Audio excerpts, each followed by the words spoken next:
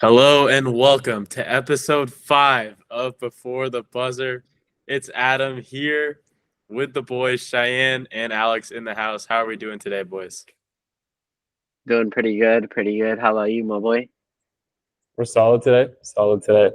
Uneventful day so far. So let's get to recording. Yeah, just flew back a couple hours ago. Still, a little bit tired, but let's power through it. Nice little Sunday here. A couple games still left on the slate. Looking forward to Lakers Timberwolves coming up. But earlier this week, interesting development here from Alex Pritchard. I was sitting on the beach and I just pull up TikTok and I see a about 9.5 minute TikTok 9.5, here from yeah. Alex. I kept under 10. I keep under 10. 9 minutes, 13 seconds. He kept it under 10. But a 9.5 minute TikTok on the recent "We're done with the 90's" trend. If you haven't been, updated or on Twitter, people have been pulling up old clips of players from the 90's talking about Jordan. Really, but overall, they've just been pulling up clips of from the 90's, right? Yeah. Just raw and showcasing some questionable plays, and they're kind of trying to highlight the poor play in the 90's, which, put that in a vacuum, looks probably worse than it actually was. But Alex felt pretty passionate about this, so I'm going to let him go. And he's just all right. Give you a I'm going to limit myself about this whole thing. Because I'm a multitude of thoughts on the whole thing, and I don't think I want to let my friends talk here. I feel very passionately about this. And it is, I get that aesthetically it might not look as appealing, but there's so many things. First of all, there's a Jordan thing where it's like Jordan had no left hand. Everyone was playing with bums. Like, that's not true. That's factually not true. You're an idiot if you think that. No, not even these guys think that, Like, and then hey, Alex, the streets have been saying Jordan Brown, Jaylen Brown. Jaylen Brown was second. Jordan is Jaylen Brown's dad now. Jaylen Brown was second all-team NBA last year. Like, he's a fucking good player. And so Jordan averaged 37 a game, right? If you were averaging 37 a game with no left hand, do you know how insane that is? Like, so if you're unable to use your left hand and you're averaging 37 a game. Not when you play against the plumbers. But it wasn't plumbers, okay? He was going to the basket. He was driving on the game was, imagine it was shrank. The court was kind of smaller where everyone was more tightly put together, which means and all the baskets were coming from close to the basket rather than from distance because the three-point line wasn't as big of a thing. To get those points, you're going to the basket. He's going to the basket against bigger, stronger players. And back in the day, there were less players that were skill players and more of just physical beasts. The Charles Oakleys of the world, guys who were just there to rebound, be big as shit, and hit people, Those players don't exist anymore, for better and for worse. Mostly for better, I'll say that. But the 37 points a game, if you were doing it with no left hand, going up, and he was 6'6", he was 6'6" guard, going up against like 7 foot. I could put up 37 a game against the Super Mario Bros. With all this plumbing. Oh my gosh. You couldn't, but I've seen you play. You can't even put 37 on me, bro. But that's the easiest part. Yeah. But it is just such a flawed debate, and I think the game just looks different. Different skills were taught to kids and those that were growing up in that era than they were today. You think about the game, I think there are many things that are better about today's basketball, like the shooting, the dribbling, etc. It's all elevated because that's like a linear improvement, right, over time. Where when people do more shooting, they're going to get better at shooting. When they train 3-point shooting when they shoot from a further back place, they're going to get used to hitting it more often when the more they train it, right? It just wasn't a skill set. It was like a novelty back then, which is why the shooting is not as good factually. But then I think if you look at stuff like post defense, post offense, rebounding, those are skills that are kind of fading in the modern NBA, except for the top guys because of efficiency and stats and whatnot, which is fair. But it's just the average player just isn't as skilled at that anymore as they were, 20 years ago. So when we look at the game, we have to understand that it just looks different. It's not a different sport, but it's a different approach to the game and different skill sets. And that's the thing I think that gets lost, where the game it's just different now. And if you look at these stupid plays and you think, oh, that's the whole game, you're being intentionally stupid. Like you choose it's selective, it's willing ignorance. It's ridiculous. And it's just stupid. And I don't think you can, like, people are saying, oh, Jordan is a bum, he can't do anything. Like, you're an idiot. You're a complete idiot. There's no way around it. You're just without any kind of logic and ability to think. And one more thing also, LeBron came into the league in 2003, right? Jordan retired the last time in 2003. You're telling me that the 03-04 season is like, if the league goes from like bums to like all the best players ever, Hall of Famers, insane. Like, there isn't. The league changes over time. So to say that LeBron only played against great players and Jordan didn't is factually incorrect. Like, look at Kobe, look at like Duncan, look at Shaq, look at all these guys that were dominant in both eras, right? It's just something you just can't point to it and just say, oh, it's different.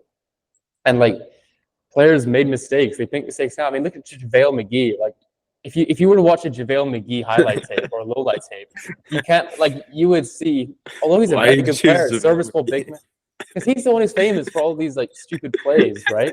You think, oh, this is LeBron's competition. 2-time Shaq and MVP. Yeah, like, this is LeBron's competition right here. Like, people in 30 years are going to use the same thing against the eras that we love and respect now. They're going to look at Curry. They're going to look at Curry and be like, how did LeBron lose to this baby face, 6'2", light skin? Like, this is they're gonna. Alex, this by is the insane. way, LeBron won a championship with JaVale McGee. I know exactly. That's the thing. Yeah, I know exactly. But, yeah, you're right. He also lost it twice to JaVale McGee on the Warriors, so it's a two-way thing. Yeah, I saved that one, didn't I? But in general, like, it's just, yeah. But overall, I just don't think it's just a stupid argument, and it's from people who don't want to actually learn about the game and really put the effort in to watch the film and to understand the sport and the mentality of the players at the time. And I'm going to leave it there. Well, if you want ranting, then go on the I think you're right. I think skill sets are definitely different. Different things are like valued now. The game runs through. Doesn't run through big men anymore, other than the Denver Nuggets and Jokic, who pretty surprised only to have the best team in the league. The team that relies on their big the most has the best team in the league. That's pretty funny to me in this modern game. But the game is definitely different. Go ahead. No, go ahead. Okay, well, players the thing with the big man is that he plays like the big man plays like. Sorry, I thought you were giving me the thing. The thing with the big man is that he plays a kind of perimeter style. Even though he's very dominant inside, he's be able to do so many things, and he's so versatile. But he's a different kind of big man, right? He's like he's this completely unique big man that we've never seen before. Outside of like Bill Walton, but even then Bill Walton wasn't as talented as Jokic. Guys like Hakeem, who are amazing post scorers, didn't have the same passing versatility and the 3-point shooting ability that Jokic has. He's just completely unique, and that's what makes him special. In the modern NBA, you need to have a really special big man. Otherwise, there's just no point running the offense. Well, go ahead. I think players are certainly more skilled today. I think we were talking about that. You admitted players are more skilled and having different abilities. You mentioned Jokic being able to be a facilitator as a center. But you didn't say that players were better. Like, the average player today is better than players back in the day. I'm going to let Shine take this one. All right, go ahead. I'll let Shine go first. I think everyone agrees that players today are at least more skilled. But is the average player today better than the average player in the 90s? Bro, I believe that. Yeah, the average player today is better than like the average 90s player. I mean, they could just do a lot more dribbling with their left hand, including that's skill, right? That's a skill thing, right? Exactly. This isn't like who's better or worse. It's a skill thing. Skill makes you better. Yeah, but there's different kinds of skills, and there's different kinds of better is completely subjective. And most of them can now shoot. See, that's not true factually, especially if you look at like the guards and the wings. They could shoot. They shot mid-range instead of threes. But here's my thing: is being so overly better at post scoring and post defense worth the trade off of not having all the skills that the modern player has? I mean, that's the thing we don't know, right? Well, I don't think it is. If you can't quantify it, it's subjective, and I don't think there's a right or wrong answer. I just think it's different. The NBA is different than it was 20 years ago. The players are different. The personnel is different. Even like 10 years ago, look at Al Jefferson. We do have one player who's stuck in the 90s that's playing today. DeMar DeRozan, my guy. Yeah, and he's like, what is he averaging? Like, what, 25 a year? And he's like, I mean, a couple years ago, he's averaging like 27 a game in Chicago, Yeah, and they were the still? 1 seed. Marvelous, Like, the chosen. I Shout don't out think, yeah, that he's not YouTube averaging that much page. I anymore. always see them comment. Let me see. What is he averaging this year? He's averaging 23 a game. Like, that's still pretty good scoring. Yeah. You know what I mean? Like, Yeah. you can still be effective playing that style of basketball. It's just he's the top tier of it, right? Like, he's the, and people say, oh, he's just Jordan. Jordan played defense. DeMar doesn't. But anyway, but there's just skill. Being better or worse is subjective. You can't really quantify that. But skill is something you can quantify. You can look at percentages. You can look at film. You can look at things and look at all the hit things that they hit free throws at a better rate, threes at a better rate, mid-range at a better rate, like uncontested mid-range, for example. Like, there's just no way to really, there's no way to really say who's better or worse, there's just no way. I just don't think there's a way to quantify it. So there's no point trying to make the argument. Instead of, we should be evaluating past players based on what they could do against their competition of their period, the people who grew up around them, who grew up playing the same kind of basketball. Like, we shouldn't be comparing Jordan necessarily to LeBron, and instead like who's more skills contest and more of who was greater for their period. And that's what Jordan, I think, separates himself. Well, I mean, if you're playing against worse competition, that has to play into account, right? I mean, if it's universal, okay, the competition was good. If it was universally agreed, then that would have the to competition. The thing is that the competition was kind of built against Jordan to an extent. Where if Jordan was playing in the modern times, he would be playing against smaller teams who would be able to go to the basket a bit easier, right? There'd be more open shots. It's a factual thing where the game's different now. We don't know if he's better or worse now. All we can do is look at the era he played against and look at how all these teams have built their teams around stopping Jordan. And they couldn't, right? Look at the bad boy Pistons. Look at the way like they were resorting to just hacking the guy instead of just letting him play the game. That wouldn't have happened in the modern NBA, which is a good thing because it shouldn't have happened because this is not fair. But the problem is there's no way to quantify it. Like, I don't think there's never an answer to the debate. When I look at the average player, like just based off skill, like you look at guys that are at the bottom of NBA benches, those are guys that I think if they, were a bit more refined in their game, could be solid starters. Like the NBA in terms of talent is loaded. Like it definitely playing time. Cheyenne, do you think that, I'm crazy for thinking that a guy that is an 8th seed, I'm not an 8th spot, like on a roster today could go out and play in the 90s and be a starter, or do you think I'm crazy for that? Bro, you're not crazy, bro. Dude, they could do the way the evolution works is like something's constantly just like getting better. Like you see all the players in the 90s play, you get their skills. Then the 2000s, you see them play, you learn new skills. You just keep practicing. And now we're in 2020 right now, bro. Like that's like a 30-year difference. Like you wouldn't say like an 8 seed now is like better than like, was it like a random like role player from the 90s? Just off like how much more like basketball they've known, they've like been through, they've experienced it. Like that's just the way it works. Like they're better.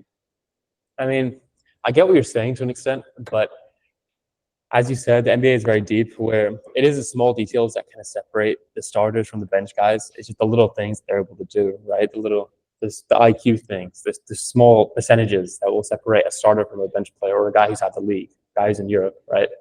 I think when you look at the past, when you look at the former, you just don't know. You don't know if those guys would have been so talented. You don't know if those guys would have been as effective in their roles. Think of like Sam Merrill, right? The shooter on the Cavs, amazing shooter. Like, do you think Sam Merrill? That's an example of like a really good bench player in the NBA, really good bench shooter, really impactful for the Cavs this year. Like, I think he's on the bench. He's not their bench. I think he's on the bench, but but like that's someone we don't know if he's gonna be any better in the 90s because he didn't prioritize his skill set. They didn't care if you could hit circus shots. They didn't care if you could hit tons of threes. It just wasn't a thing. We just don't know these things. We can't put guys back. Is that because guys couldn't do it, or is that just because that's just how the game was played and no one? It's how the game was played. Well, I mean, okay. The 3-point line came in 1980, right? The 3-point line came in 1980, and then nobody really took threes. It wasn't like people would just like. I think the Lakers once in the first year they made like 3 threes in the whole playoff run or something like that. Something insane. And over time, people did shoot it more. Players would use it. Guys like Bird, Reggie Miller, where it became a big part of their skill set and what made them kind of special. But it was still underutilized compared to today. If you look at Prime Bird, how much he was shooting a game, it's pretty bad. It isn't. You'd think he'd be taking a lot more, considering his skill set, and how good he was at it, right? And it's something where that's just how the game was coached, how the game was looked at, how the game was played. It's a different mentality nowadays. It isn't fair to put someone to say, oh, if he was then, he would do this, because we don't know. We'll never know. It's an unfair argument on both sides, because they might be better, it might be worse. There's no way of quantifying that. I think we can only look at what we know and what we know about the eras. Again, it was a more skilled era. Today's a more skilled era, just because guys could do things at a higher percentage. They can do things more accurately, and that's the evolution. But say they're better or worse, we just don't know. Like take a big man today and put them in the 90s. Are they going to fare better or worse? We don't know. It's a toss-up because they're guarding better bigs. Like you put Cat in the 90s. We don't know if his skill set, if he would be as good. We don't know, because we don't know if he can guard the big guys as well. We don't know if he's offensively, if he's going to be as dominant against bigger players. We don't know if he can create the same mismatches, right? It's just a different game. We don't know we just can't quantify it. And although the guards probably are a bit better, the bigs we don't know. So overall, you can't really say either way, personally. Recently, Draymond Green passed Larry Bird in 3-pointers, so congrats to Draymond. Exactly. Draymond's not a shooter. Like that's all he does. That's just the era thing. He just takes more because of the era he's in.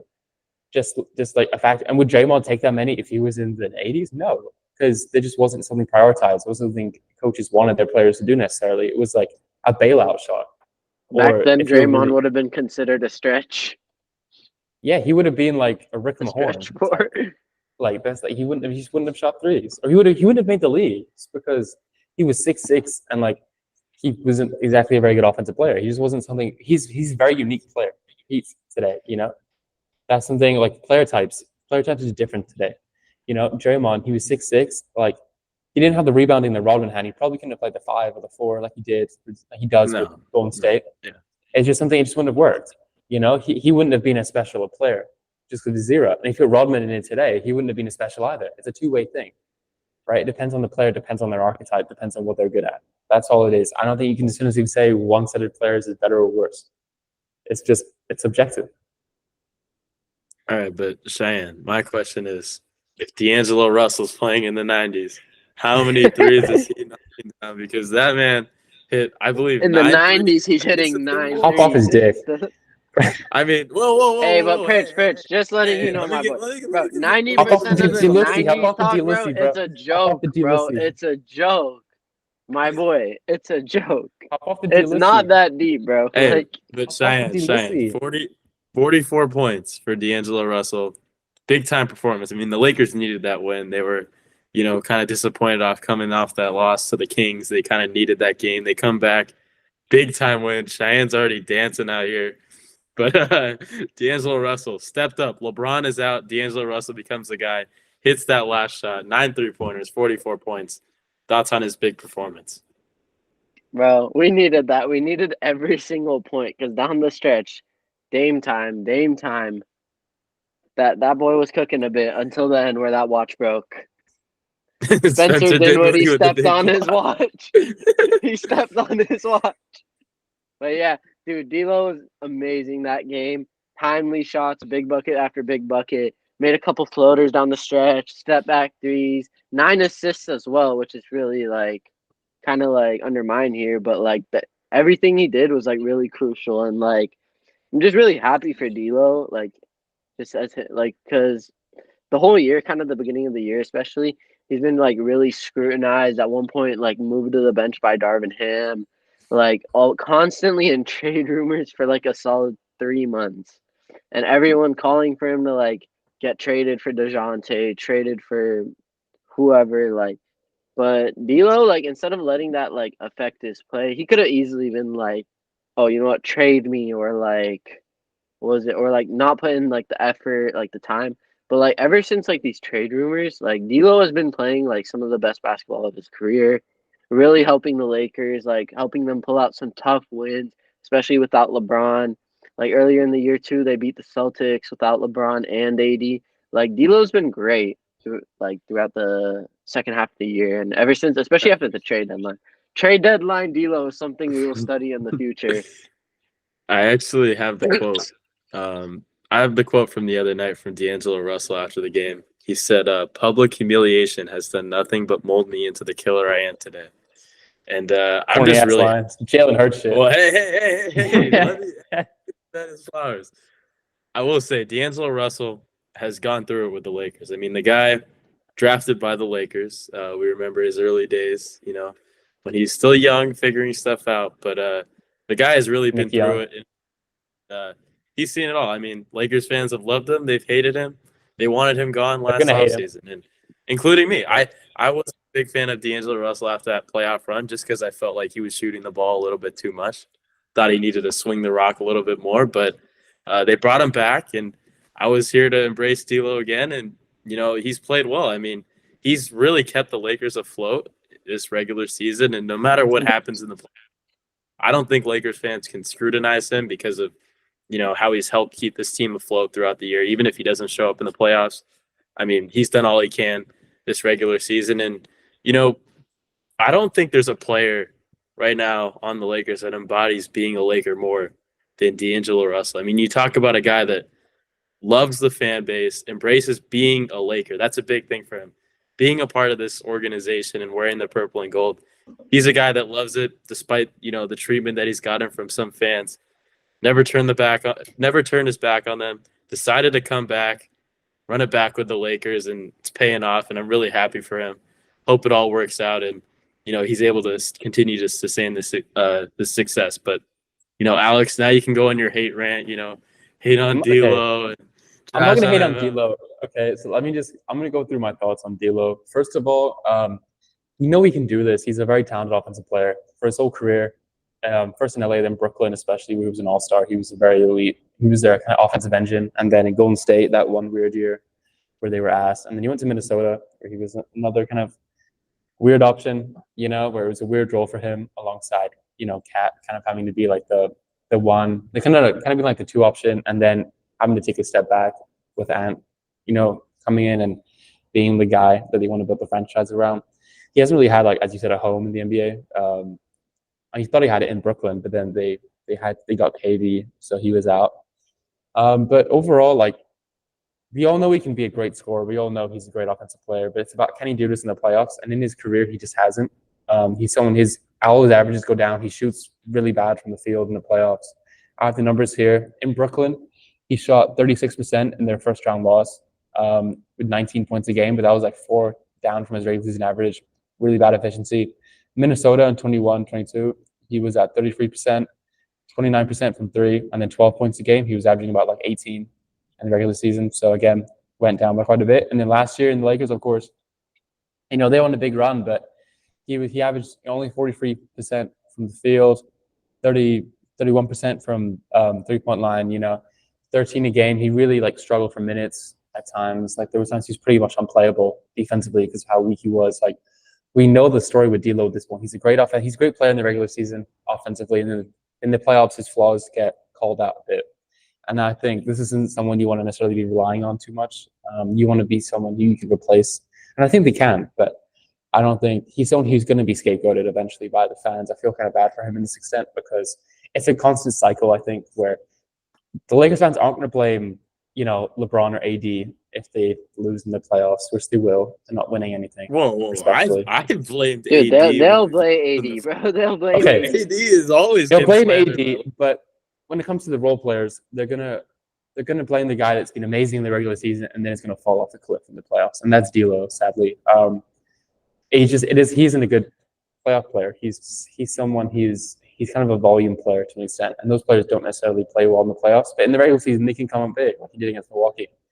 So I don't love him as a player. Number one, I think your scapegoat thing that you're making out D'Lo to be. I mean, sure, it might be some fans. I feel like they're all Bron fans for real. Like, I don't know if those guys are really those are the indicative fans of you see. Like, I think Lakers fans have become Bron fans at this point, and vice versa. No, he's been there for so long.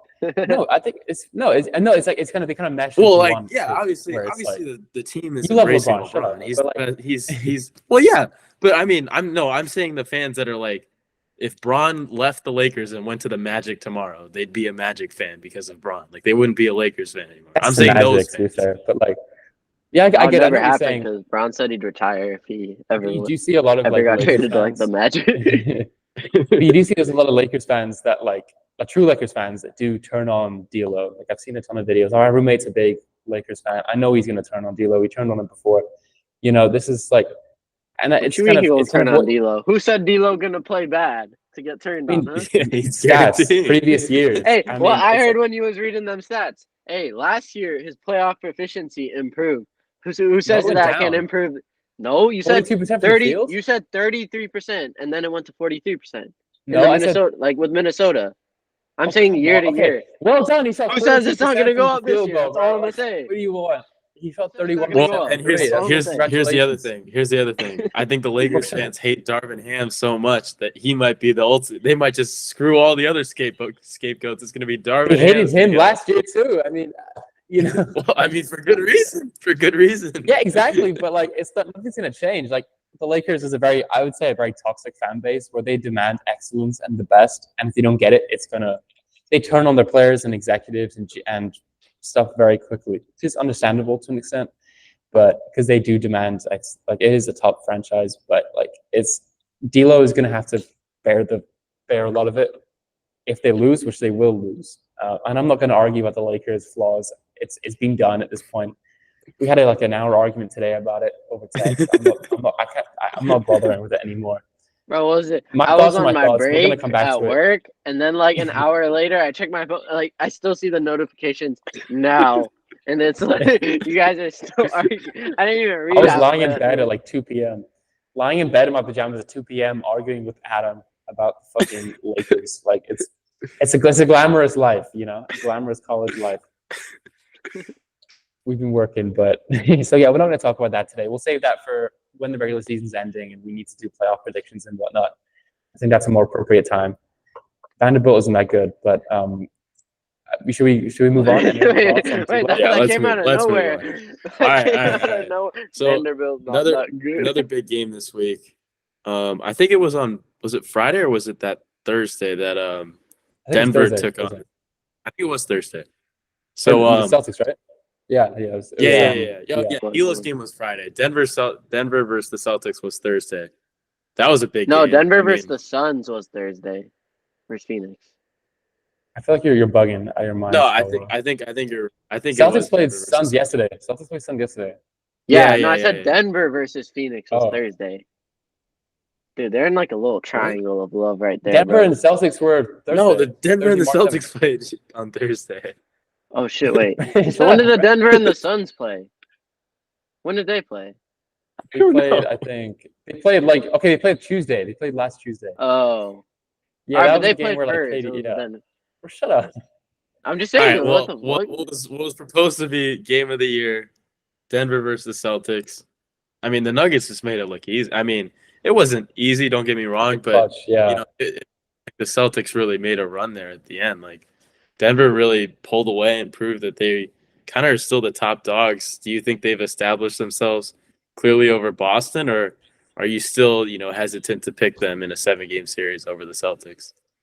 Yeah, Denver's established them as like the top dog. They beat the Celtics twice this year, and they only made like 6 threes in that game. I mean, sure, Jason Tatum didn't play his best game, but still, how often are the Nuggets gonna make only like 6 threes in a game? Like, yeah, they and Jamal Murray 21 from 3. Yeah, exactly. Like 4. That's even worse. Like 19%. Yeah, exactly. And like Jamal Murray, he didn't even have like his best game. Like the Nuggets, like the best player in the world, Nikola Jokic. His connection with like Aaron Gordon is kind of crazy. Like it always looks like he's just throwing up a shot, but he's just throwing up the lob to AD. Bro, and like Aaron Gordon's crazy, dunks were insane at the end of that game. The putbacks, the finishes on the lobs. He was pulling out dunk contest dunk, 2 minutes left in the game. It was insane. Yeah, he got robbed. He got robbed. Yeah. Yeah, my thoughts. I really liked what Nuggets did this season with the we're going to sacrifice the regular season a little bit in an attempt to get our younger players better so they can be, good role players in the playoffs. Guys like Payne Watson who really developed over the year. Christian Braun, who was good last year, of course, he's really done well. I really believe in this. I think that they've still the team to beat by quite a bit. They've been Celtics to both times that they'll play this year. I think that I just think they're just better. I just think the roster works so well. I just think they have this proof of concept that the Celtics don't necessarily have, where they've won with the same core, they've won a ring. And I really like this team overall. I just think they all fit around Jokic perfectly in the clutch. I don't think anyone can stop Jokic, whether that's Jokic scoring or Jokic facilitating or making plays. I just don't think, and that's the thing with Celtics. They have the Tatum is a little bit weak. He's not the best in the clutch so far this year. I think I saw something like 33% or something from the field in the clutch. He just has a tendency to make bad decisions and to kind of jack up threes when he doesn't need to, when he should be using his body and like getting into the basket and being big and whatnot. I think that Nuggets are just clear of everyone in the league. I think they're still a team to beat. I don't think there's really a team in the league that can stop them the way they're playing right now, personally. But yeah, what do you guys think about I kind of want to transition back to the Celtics here because I just made the Celtics. I think we forget they choked that before the Nuggets game. It was on a Tuesday. They choke like a 22-point lead to Cleveland, like without like Dean Wade. Cleveland running like the bums. They were running out the bums. Like Dean Wade comes in, outscores Dean Wade's good though. Dean Wade had his moments. He's a solid player. Bro, Dean Wade, Max Strus, something about them Cavs role players going 5 for 5. The white boys, and hitting the game winner, bro. Cavs white boys. Then hitting the game winner part is the most crazy thing, bro. Okay, but focusing on the whole Celtics and Tatum here. They come out, they get a good Suns on the road yesterday. Suns without Booker, KD dropped 45 in that game. But I mean, I still have questions about this Boston team, but it just seems like they're so loaded that it's hard for them to not come out of the East.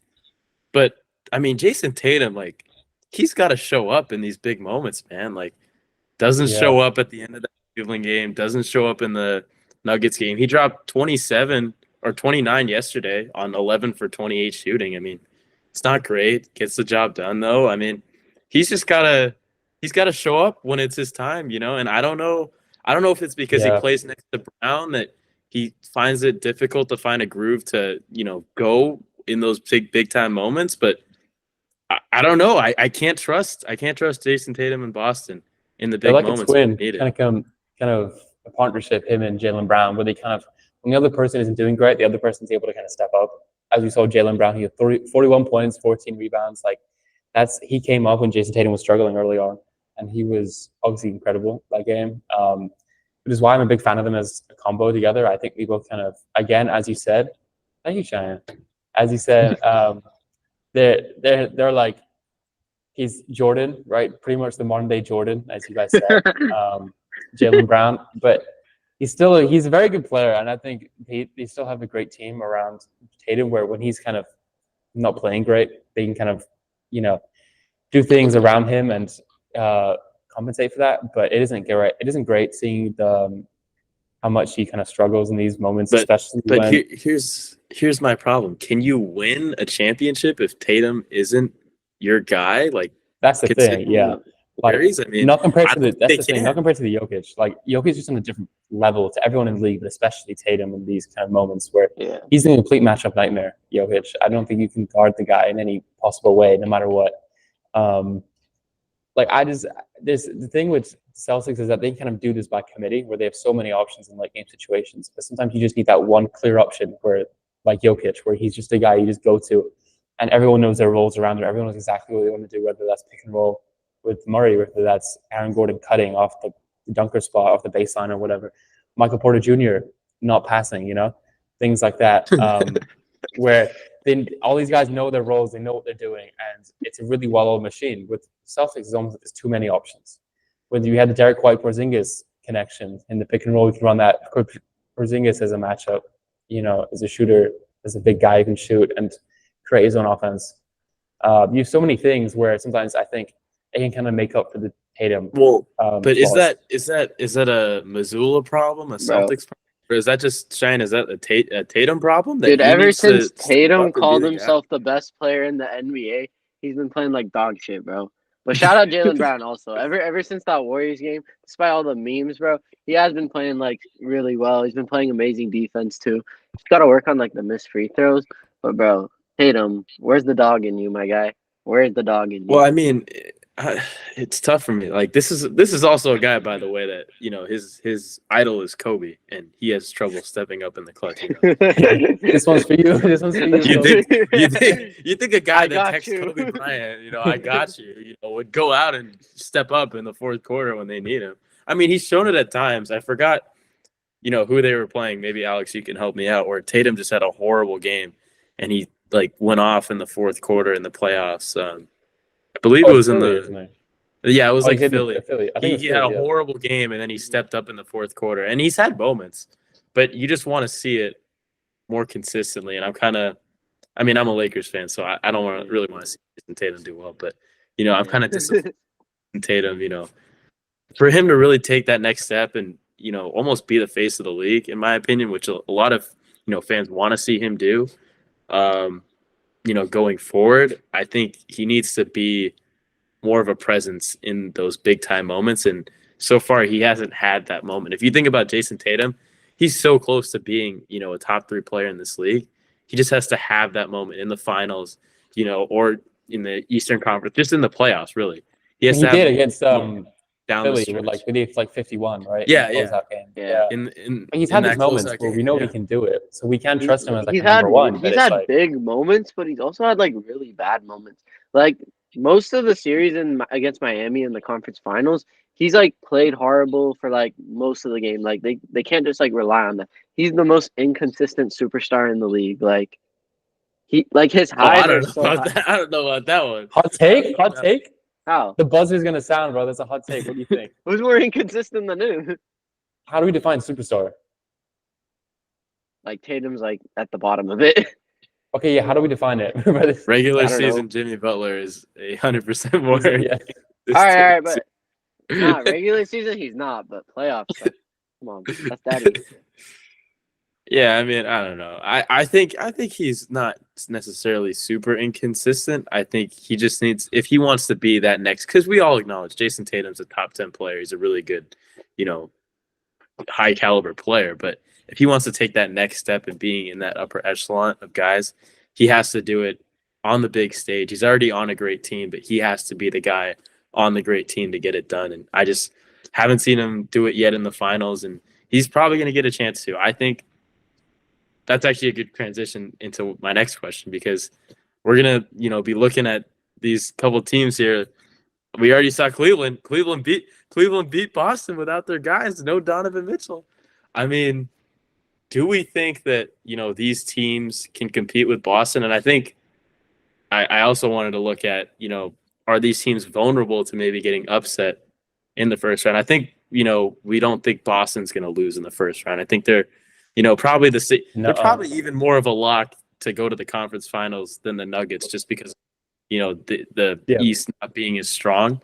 But some of these other teams like Cleveland and, New York and Milwaukee, we saw Milwaukee, lose badly to the Warriors and lose to the Lakers, but they were looking pretty good before that, couple stretch of games. And Cleveland is, as I thought they were going to fall off, but they've stayed strong. I mean, they've stayed pretty consistent, around that 2 and 3 line. Do we think that those teams are susceptible to getting upsetted in the first round, or do you think that, one of these teams is on a track to meeting Boston in that conference finals? I think Milwaukee could. Pacers, when they play the Pacers, they struggle. And I think it's just because there's so much offensive firepower on both sides, where they've just struggled the whole year, right? I don't think have they beaten them all year. I feel like it's something crazy like 4-1 or 0-5 or something against the Pacers, where they're probably the weakest team that they want to play. And I think, I just think maybe a team like the Magic, where they're so big and long, maybe that could disturb Giannis a bit. But even then, Giannis is Giannis, right? With the Cavs, the Cavs are just a weird playoff team. I haven't really seen them in the playoffs. Last year, they struggled against the Knicks. They've been great in the regular season, but I don't know how the Mobley-Allen combination could work in the playoffs. I'd hate it to see. I really wouldn't want to. If I were them, I wouldn't want to see. I feel like they would struggle against a smaller team where they could maybe play Mobley and Allen off the court, where they can't really play against each other. They play with each other, maybe. The Heat would be like a disaster for them, just because they're the Heat, and such an experienced playoff team against the Cavs, who are the opposite. No team wants to face the Heat in the first round. Yeah, exactly. Like right now, No they're 6 team. seeds, so they'd be playing the Bucks. Boston Bucks doesn't want to face again. them. Milwaukee doesn't No, want to face them. Don't Heat care on the who it wild is. card. Well, hey, so we have no idea what's happening with them. Giannis talked all offseason after they lost to the Heat. He might want him. He might want the Nobody Heat. gives a fuck what Giannis wants, bro. Jimmy Butler. I'm just Jimmy saying. Butler. That's not very nice. Jordan's true son, bro. I mean, forget Jaylen Brown. He's adopted. But Jimmy Butler. Jimmy Butler, bro. That man, bro. I've learned to like never doubt this man come postseason time, bro. Never doubt this man. Call it glazing, but like for real, like it is glazing. He's something else, bro. He's something else. No, I can't even call it glazing, actually, bro. Oh my god, he's so good. No, but bro. He's so him. He's himmy. But yeah, it's Himmy Neutron. But, no, but for real, like, yeah, the Heat, you just can't. They're a very scary team. You know, you never know with them, which is why I think that all the teams in the conversation is probably the Heat. The Magic, I think they've been kind of hit or miss the whole season, but they're a good team, and I like Paulo, I like Wagner, I like the bigs they have. I think they could be a really weird team to play against. They're not the best shooting team. They don't have really that clear point guard. I give Fultz, but he's not the best shooter. Obviously, we don't know if he's the guy they're going to have long term. But yeah, I think overall, I think that the East, the second round of the East, will be very interesting. I think, especially like once you get into that stage where anyone can beat anybody in the East, I think it's really interesting. Same with the West too. The West can be a great playoff series all around. So stacked, so deep, you know. So yeah, what do you guys think? Anything else on this? Or, yeah. I think Boston's an easy lock for the conference finals. The rest of the teams, I'm really not too sure. No one separated themselves among, you know, those teams between Cleveland and New York and Milwaukee. I still like Milwaukee among those three, but they haven't really separated themselves as a team that is for sure not getting upset in the first round or, you know, is easily cakewalking to the conference finals. I think it's really just a toss-up at this point. I have more confidence in Milwaukee because of the two guys they have at the head of the snake with Giannis and Dame. But, I mean, only time will tell. Yeah. I really don't know at this point. I think hot Boston, take, or maybe not so hot take. Hot take alert. Miami's going to knock out either Boston or Milwaukee. One of those. If they knocked out Boston, that would be crazy. That's the buzzer. If they knock out, because what is Miami sitting at right now in this? They just lost to the Wizards today, which is kind of crazy. 60, 35, and 28. If they work themselves up to the 5 line, that would not be a team Boston would want to see in the second round. Yeah. After beating an 8 seed. Milwaukee didn't want to see them in the first round, maybe, or the second round. Yeah, one of those teams is going to have to play the Heat the first round, and I don't think they like seeing that matchup on the board. Yeah, and like because last year they had Drew Holiday and Jimmy gave bro like 56, and he was torching Drew. Now they got Pat Bev and Dame. Like let's see what's gonna happen with that, bro. Come on, bro. That's easy buckets, bro. Jimmy buckets, my guy. And hopefully Tyler Hero could actually stay healthy this year. Cheyenne. Terry Rozier too. Jimmy buckets. Is he the son of Michael Jordan? Sure, he could actually use his left hand, so maybe not, but oh damn. All right. On that note, let's go back to the let's give some let's give some love to the '90s. We're gonna do a draft bro. Right. Weekly draft. We're gonna make it about the '90s. We started off with it. Let's see if we can actually find some good players in the '90s. So we're gonna do hater, bro. Should I give Cheyenne the first pick? I mean, I don't know. Do you want Jordan? He lose ball out of all you of the us, first or second pick? You the first or second. I'll get the first pick. All right. You get the first pick. Imagine you didn't take Jordan. I'll laugh. But this is basically any player in the '90s, fair game. We're not taking their prime. We're just taking, you know, their time in the '90s, how they were. Yeah, their prime in the '90s, like the best period within the '90s. Yeah. And then we're gonna go snake draft. It'll go Cheyenne, Alex, me, and then I'll pick 2, and then we'll go back up. So Cheyenne, you go first with your pick, and we're picking 5 players, by the way, a starting lineup. All right. With my first pick of the '90s draft, I'm gonna pick Jaylen Brown. I'm Michael Jordan. You're hilarious, bro. You're hilarious. I know, yeah. Good pick, obviously. Yeah, you know, undoubtedly by far the best player in the 90s. Had 6 championships, 6-0. Even had some time to play baseball too. Like that's how dominant he was. Like could have taken like a 2-year break from baseball and come back just a casual 3-peat. You know, like undoubtedly the best. All right, with my first pick, the second overall pick, I'm gonna go with. See, I was torn between a couple of players here. But I'm gonna go with maybe a little bit of a curveball. I'm gonna go with Charles Barkley. I think he's my first overall pick. Round of rebound. Yeah, I just think Chuck! he's yeah. Yeah, he was him and when he was in Phoenix, that was incredible. He was really rivaling Jordan in the '93 playoffs. He was really going after him. I think he was almost on that level. Great player. Fat ass now, but great player. So, Adam, you got 2 picks. I have 2 picks, and it does kind of suck because I don't want to go with a big or a center because there's so many. Prime Adams player comp was Charles Barkley. Thanks, man. Jewish Charles Barkley. Oh, but that's actually accurate. Kosher. Great Kosher rebounder, post scorer back in the day. Yeah, I mean, I'll take More it, of a man. stretch now. Hey, you're a stretch now. Good old Chuck. Yeah, I he's am stretched out. Yeah, he's huge. But oh my god! All right, my first pick. I'm gonna go with Hakeem.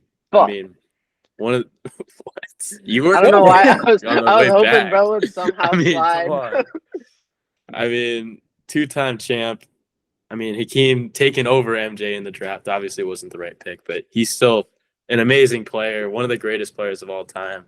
He's not top 10 in my opinion, but he's in the argument, you know, fighting for top 10.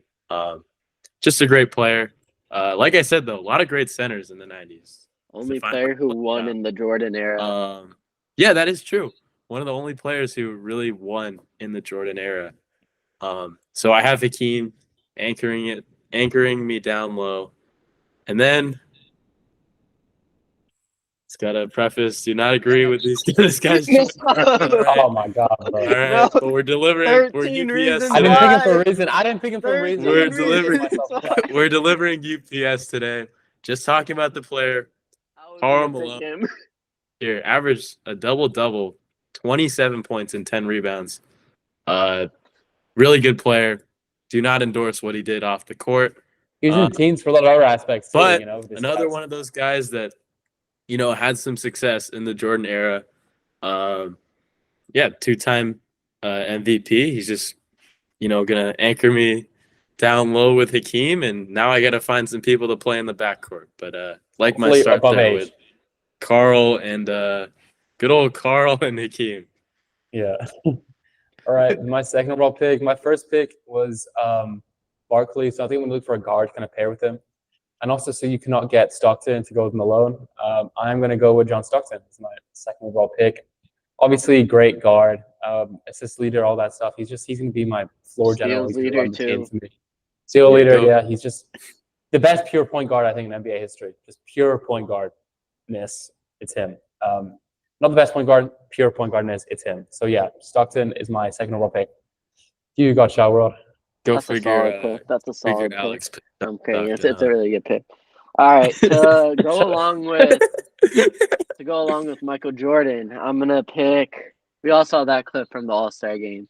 Shaq, the big Diesel. Oh, okay. The big stepper. Yeah. And we had to preface this is not Celtics Shaq. That would be. This is Orlando. Is this Orlando or Lakers Shaq? Yeah. Orlando Shaq. This is not the prime one. Shaq. Hey, prime 90s Shaq. Whatever you consider. He made it to the finals with Orlando. What do you think, Shaq? What do you think, Shine? Orlando or Lakers Shaq? What do you think was better? Early Lakers Shaq. Did he win his MVP in '99 or 2000? It was 99-2000 season. So 2000, like technically 2000, technically not. Like we'll go with up to 89, 88, up to 98, 99. Whatever. So when he made it to the finals with Orlando. 95. So okay, 95. All right, we're not doing seasons though. We're just saying prime. No, I'm saying like that's the version of him. That's kind of the prime version. All right, so like Orlando instead of Lakers. I guess so. Yeah. All right. Well, yeah, we all saw that, bro. The most dominant force the league has ever seen, with, I'll say it, the greatest player the league has ever seen, Michael Jordan. I don't really care who people say, MJ or LeBron. I don't really care. I'll agree with whatever. Yeah. Okay, you could say Kobe the greatest too, and I'll agree. Shut up, bro. No. We're not talking about that. All right. But pair along with Shaq and Jordan. It is your pick, yeah. I'm gonna pick Tim Duncan. Good pick. I was gonna pick him. Exactly, yeah.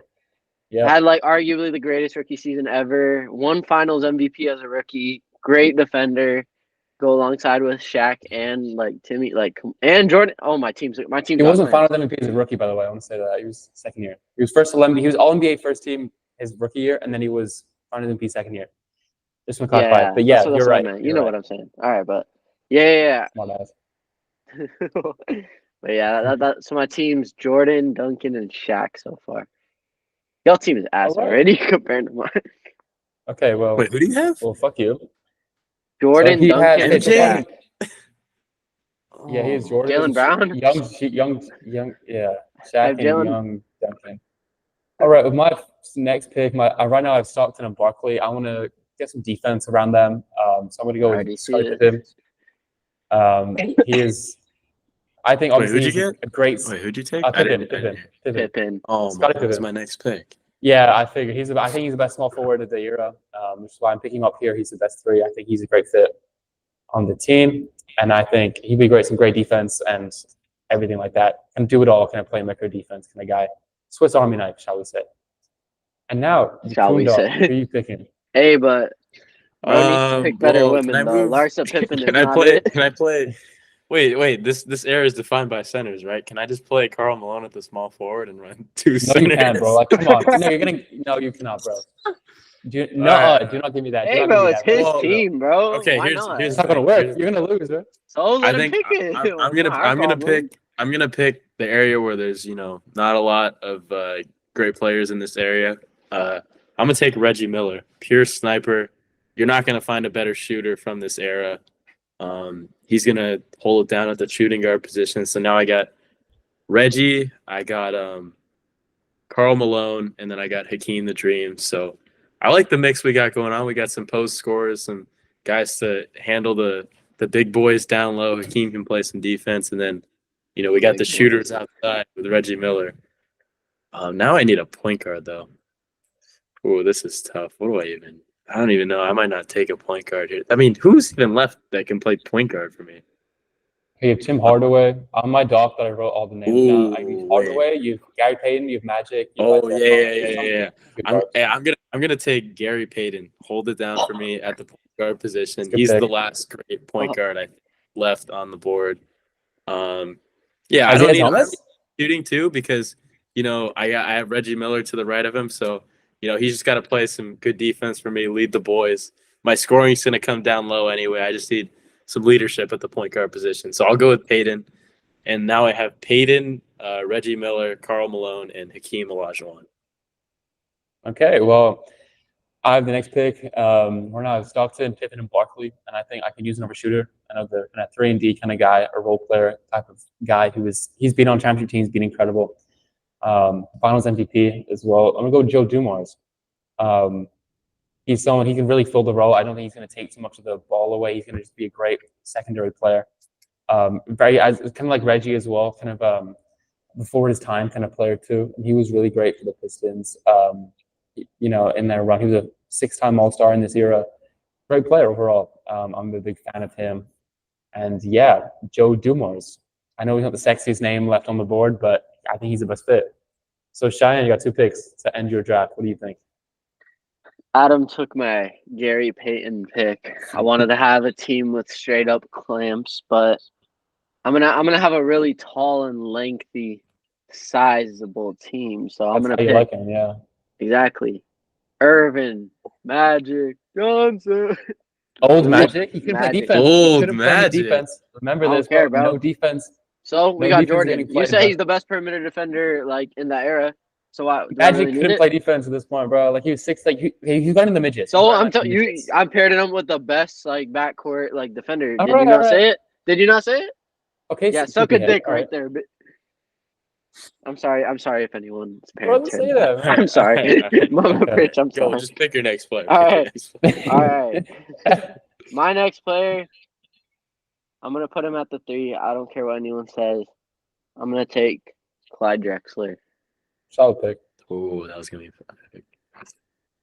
All right. So yeah, your final team. I'll just read it out for you. You have No, Gary I want to Payton. read out my. Let me read out my Oh. team. Man, That was Adam's fuck team, you. bro. He has Gary Payton.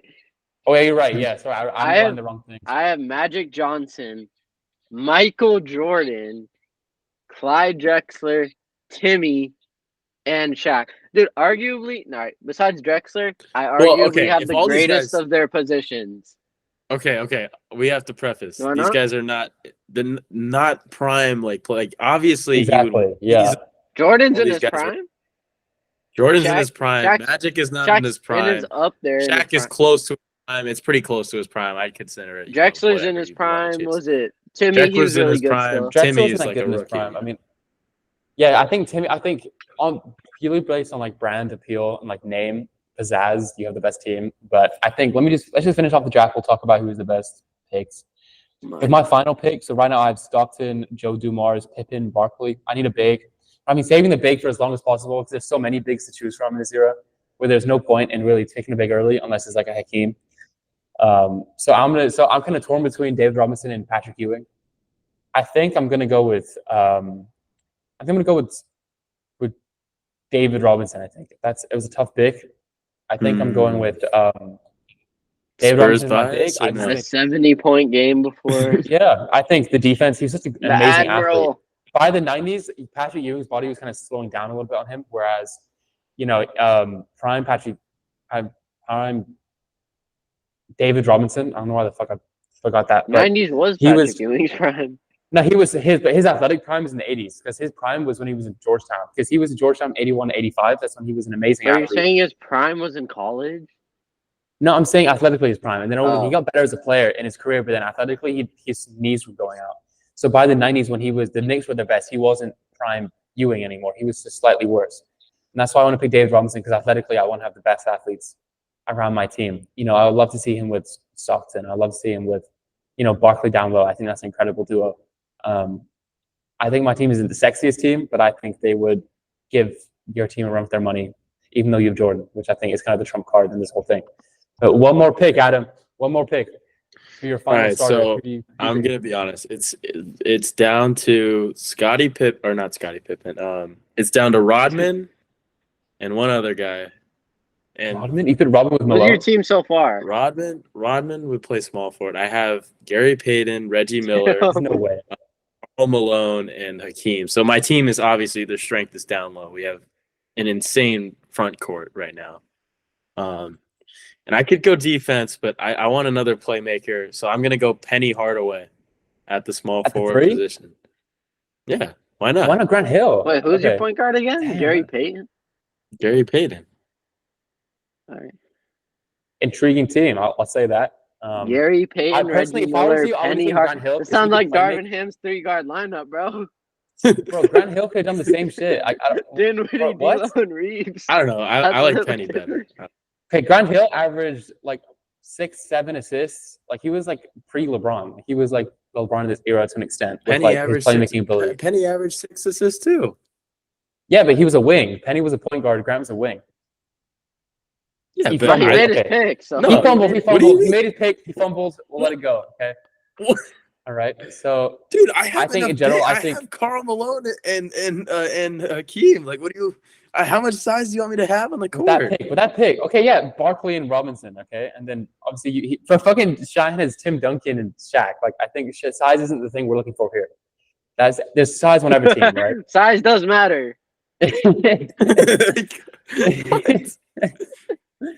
Okay, Bro, I think my Magic team is was the best giving team. I you think my like team is the most 27 Wait, and wait. 12, bro. Mitch, what are you talking about? Penny Hardaway was 6'7".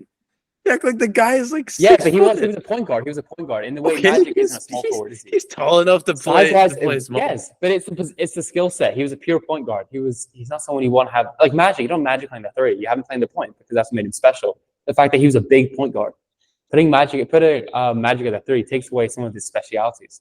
Same with putting Basketball Penny at the Reference three. has him listed as a shooting guard and He point wasn't. guard. Look at the Shaq teams. He could play either. That was Penny. Penny wasn't a shooting guard. He was a point guard. At Okay, the yeah, start, okay, very that's start of his because career, he's a point that's guard. because in Phoenix he's playing with Jason Kidd / Stephon Marbury. That's why. That's why they had it like that. But they're playing at the alongside end it. of And it his didn't time, work. at the end of his time in Orlando, he was also a shooting guard. That's what they have him under for basketball. Yeah, his last All-Star season, he was hurt. He was hurt the whole year. He was hurt this whole season, and then he was never an All-Star Well, again. I don't know what After he y'all moved are to the yapping about because I have the best team. Bro, I think Chris, mine is. I think my team is. I was. I'm gonna be Adam honest, I knows was my not team taking better, Grant Hill. the best. I was not taking Grant Hill. Grant Hill is bro. Grant Hill. Okay, Grant Hill's not prime taking was Denver. 25. Bro, his prime was 25, like 6, and like 6. Like, you tell me you don't want to pick that? No, I don't want to take Grant Hill. Grant Hill is not. Grant Hill Okay, is fine, not whatever. basketball. What about Chris Mullin? Chris Mullin, Mitch Richmond. Ew, dude, just let me have Penny Hardaway, man. I want my team to be fun. Let him. My team is gonna be fun Let to him have watch. his All right, we team, got bro. Penny. Think about it. We got Okay, Penny well, Hardaway. Bro, I was cool with We him got- running Karl Malone at the 3, bro. Yeah, I don't know you why guys you were letting stopped him, bro. running Karl I'm on your Malone. side, let him bro. run I'm it, gonna help you bro. out. Dude, let him run Hakeem at point guard even if he wants to. Like, I don't care what he runs. Let bro Okay, have fun. okay. So Cheyenne, list out your team. List out your team. Magic Johnson, even in the 90s, he was still averaging like 27 and like 13, bro. That's still pretty damn good, bro. Michael Jordan, we all know what's up with Michael Jordan. We got Daddy, Clyde Drexler, amazing player, scorer for the the Trailblazers. And then we got young Timmy, bald Timmy, great defender, W posting, post up. We got Shaq. Okay, yeah. You're running out of shit to say, bro. No, bro, I got This is Shaq. very convincing, Cheyenne. It's yeah, he's. I mean, do I need to he's good, convince you? yeah. Like, you hear the names. No, it Shaq didn't, and because I Jordan think my team's on the better. same team is unstoppable, bro. Young Shaq. I Young am Shaq, where he concerned. wasn't. I Alright, am bro. concerned with. I know this was the '90s era, so we want to bring up. The They only didn't spread the ball person out. I'd We be didn't shoot threes. concerned about on my team is Adam having Hakeem. That's the only thing I'm concerned about. I am concerned that you have Magic on the team, you have MJ on the team, two You have ball no shooting, dominant. yeah. Shoot. I mean, I'm not saying it wouldn't work. They're really good, but I don't know. That just Look, is a Cheyenne, little okay? bit. Let me give my thoughts. Magic was never a shooter. He thrived with an open court or one down. So it wasn't needed in that era, according to you, my guy. No, okay. It wasn't needed in that era. Pritch is talking. Pritch is always okay. talking. Jordan, right? This just isn't shooting. Like, Drexler wasn't really a good 3-point shooter. Yeah, I Timmy don't was need obviously wasn't a 3-point shooter. like you Shaq said. wasn't. I just need that you have mid-range, no floor bro. Like spacing. you said. Yeah, but you have no floor That spacing. 15-foot jump shot, bro. But compared to like my team, right, where I have Stockton, he was a great shooter. Dumars is a great shooter. Pippen Stockton was is fine. not a fucking Barkley was shooter, fine. bro. Robinson was fine. I think Barkley was not fine. He was like a 26% fucking career 3-point shooter. Yeah, but he wasn't someone. You can live with one bad shooter on your team. What do you mean? One bad? David Robinson. Fucking Barkley. Who else is on here? I don't even remember your mid-range. team. He was mid-range. He was fine. Like, he wasn't. Oh, like, Timmy's a mid-range, bro. Let's go through the shooting. He's mid-range. Yeah, I mean, okay. Everyone's Yeah, Barkley mid-range. wasn't really a shooter. Like, I'll give you that. But like, I still think he was so dominant inside. And he was such a dominant big guy yeah. that I think. So yeah. I just think all my I have teams more are shooting dominant. than you, and that's what separates us as teams. Where I have a more functional team, and they Wait, play who together better. are your bigs personally. again? Who are your bigs? It was Barkley and David Robinson. And Cheyenne, who are your bigs? Respectfully, Young by the way, Timmy. Barkley is not stopping Karl Malone. Respectfully, He he's was taking the that. MVP, bro. What? He is taking Duncan and Shaq, bro. He couldn't. Duncan and Shaq, bro. Barkley, bro. We know what Shaq would do to Chuck, bro. Well, I think Shaq actually is. He's not. If you think like Shaq's like not like a super tall guy, but he's so physical that he could probably bang with. Shaq. He could probably bang with Hakeem. Well, compared to Hakeem, like Hakeem is just such a Shaq was tall. Wait, do you mean Chuck or Shaq? Because Shaq was like 7. Shaq was like 7'1", bro. Yeah, no, but like you mean in Chuck? terms of their builds, like Hakeem was more of like a thinner build. Shaq is a little bit more. Yeah. Yeah, I mean, Condensed. Brian, you have a pretty round front court there with Shaq and Timmy's not Shaq round, and, bro. He's like the opposite. Wait, no, Timmy's you long. have Barkley, right? Wait, you're playing Barkley at the 3? Barkley. Oh no, you have Barkley. Okay, I was thinking Yeah. you had Barkley. Okay. I've Drexler at the 3, Jordan at the 2, Magic at the 1. See, Drexler at the 3 is a weird fit. Personally, How? I don't think. And I then, run that shit in 2K. Who do you have, Alex, again? Stockton, Joe Dumars, Pippen, Barkley, and Robinson. Yeah, your team's I like think you guys snooze. are Your team's a snooze fest to watch. I'm sorry. Yeah. That's a snooze Yeah, fest. we're gonna win. I mean, we're gonna win. So it's How? fine. It's hypothetically. The team fits perfectly around each other. It's all about fit. How? They're not the most talented team. Stockton, okay. no rings. Barkley, No rings. No rings, bro. Fuck off. Bro, that's bullshit. Drexler, no rings. Shut up. All right, everyone else on the team. Oh, Drexler did have a ring. Never mind. Yeah, I know, with the Rockets, yeah. Yeah, my fault. You're a bitch. But Everyone on my team got rings, bro. Oh, Pippen is 6, so that kind of compensates. Yeah. Jordan is 6. Magic my is team, 5. My team's pretty How ring. Adam's the worst. Let's just agree Adam's the worst. What? Rich, I think yours is the worst. Here's my thing. No, it isn't. It's the best fit. I think yours is the worst. Here's my thing. Because like Hey, the only thing I'm scared about is fucking Hakeem, bro. Yeah, you can't. wrong. But here's the thing: you can't double those guys. One, because I have decent enough shoot. I mean, Reggie Miller, obviously, you can't leave that guy open. Penny is a liability from 3. What? So Penny is a liability from 3. So Penny, he shot 31% of his career. Oh yeah. Well, I mean, no one was really great from there, but I'm saying like Penny's like. Yeah, but he can shoot. He just didn't shoot. He hit a wide. Half your team shot, can't right? shoot, Pitch. He hit a wide open shot, right? Your team can't shoot full stop, Cheyenne. But I don't know what you're let's preface. Pitch, your team None can't of our shoot, teams. None of our teams can shoot. None of our teams can shoot. None of our teams can shoot, right? Like, I mean, Dumar's and Stockton, bro. Shut up. Don't give me that. My backcourt is the best shooting. I'm not moved by Dumar Stockton as a deadly 3-point combo. He was. Stockton's not a deadly. He's not a deadly 3-point shooter. Should I go through the only like how many did Stockton take a game? Stockton didn't take a ton, bro. In his prime, he was taking like 3 a game. I'm sure the era was a solid number. He was averaging 38.5% from 3. So those 3 points are really gonna win you that game. Here's or my 6 game maybe. plan. Who knows? Here's my game plan. We're giving the ball every single time to Karl Malone, right down in the paint. Who do you have? You have Charles. Bro, it won't work. Right? My team's not 13 years old, bro. You have Charles, and then you have. We're above age. We're above age. You have Timmy, right? So Timmy was like Timmy was still young. He's still gonna get worked by Karl Malone. Charles Barkley. He won a chip in like his first or second year. I don't know. No, he won a chip in his rookie year, bro. Second year. No, it wasn't. It was drafted 97. He was lockout. It was drafted 97, first team All NBA. Then the lockout season, 88, 98, 99, and then he won it that year with Dave Robinson, my guy. No, bro, what was it? They got the shut the fuck up real quick, bro. Dude, because was it? They lost hella. They got the first pick because David Robinson got hurt. Then they got Timmy and fucking won. Yeah. Okay. Yeah. And yeah. Fuck no, actually you're right, Pitch. Okay. You're right. He was an All-Star his first year, but he won a chip his second year. Yeah, he was first team NBA his first year. Yeah. He was first team NBA his first year. Yeah.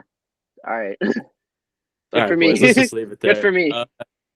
Let us know down below who you think. All right, wait. I'm gonna rank. Let's just preface this. These guys have snooze fest teams. If you want to watch pretty basketball. I'm Jordan and Shaq. Hakeem you're losing basketball isn't fun either, bro. If you want to watch, bro, I have the best team by far. Like, Adam, don't look at yourself seriously and actually think like Adam. You know my team's the best. Come on, Adam. I can see it in his face. What are you talking about? I mean, like what? You do have Michael Jeffrey Jordan. You do have. I have Joseph Dumars. I mean, I feel this isn't really a debate here. Yeah, Joe Dumars. Like, I'm vice president of the NBA, I think, or NBA Players Association, some shit like that. He works in the NBA now. Got to show love. He's gonna rig the games. He's gonna rig the games in my favor. Let's not forget that. I mean, yeah, he's the executive vice president of the NBA and head of basketball operations. Good for you, bro. He knows ball. He knows good ball. For you, little bro. He knows balls. Good for you. All right, let us know down below. All I'm gonna say, who gonna really want to press up on Magic? I will, but he's old. We're not pressing up. We're playing back. We're gonna. He's Ben Simmons. What are you gonna do? What are you gonna do if Magic get that slang near you? Oh, the AIDS, yeah. I'll take all the AIDS, bro. Fuck it. All right. All right. Let's end on that note. Down below who you think won. Make sure to like and sub. Put a poll with these teams, bro. Right, Instagram, Spotify, YouTube, run it up, share with your friends. We'll be back next week. Yes, Sharon, are you live with Pritch next week, or is it the week after? Not Week after, pitches week the after. week after. All right, look forward. In 2 weeks, we're going to get the crossover again. Cheyenne will be live with Alex. But that's it for episode 5. We're done with the 90s. We can leave this in the past like the 90s. See y'all later. Thanks for listening or watching. And hope you guys Amazing have a good outro. Yeah, bye. day.